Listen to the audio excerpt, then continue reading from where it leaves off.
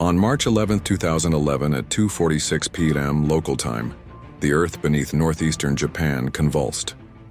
A magnitude 9.0 megathrust earthquake, the strongest ever recorded in Japan, struck off the coast of Honshu.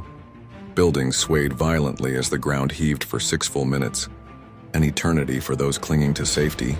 The quake shifted the entire island of Honshu by over 2 meters, and even altered Earth's axis slightly. But the earthquake was only the beginning. Out in the Pacific, a wall of water began to build, triggered by the sudden upward thrust of the sea floor. The tsunami raced toward shore at speeds exceeding 500 km/h, giving coastal towns only minutes to prepare. Sirens wailed. People ran to higher ground. Yet when the waves arrived, they were unlike anything most had ever seen. In some areas, the water surged over 40 meters high, taller than a 13-story building. Entire fishing villages vanished in minutes. Cars, homes, and ships were swept inland, colliding in violent whirlpools. Airports became lakes, farmland turned to ocean.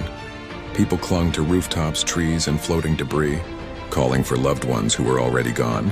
As the waters receded, another crisis began to unfold.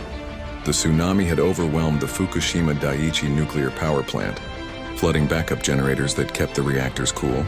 Without power, the reactors overheated, triggering 3 nuclear meltdowns and hydrogen explosions that sent radioactive material into the air and sea.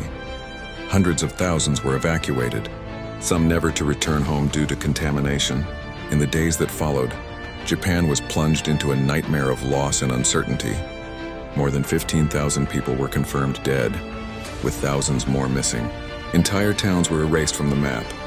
Survivors spoke of eerie silences where communities once bustled, of wandering through streets lined with overturned cars and shattered buildings, and of the lingering fear that the air and soil around them might now be poisoned. In the months after, unsettling stories emerged.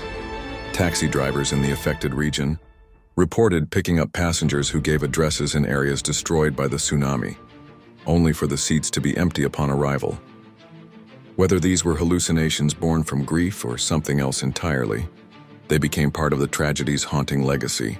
The 2011 disaster is remembered as a rare triple blow: earthquake, tsunami, and nuclear crisis, a chain of events so devastating that even a nation as prepared as Japan was brought to its knees. It remains a sobering reminder that nature, in a single day, can rewrite the lives of millions and leave scars both visible and invisible for generations.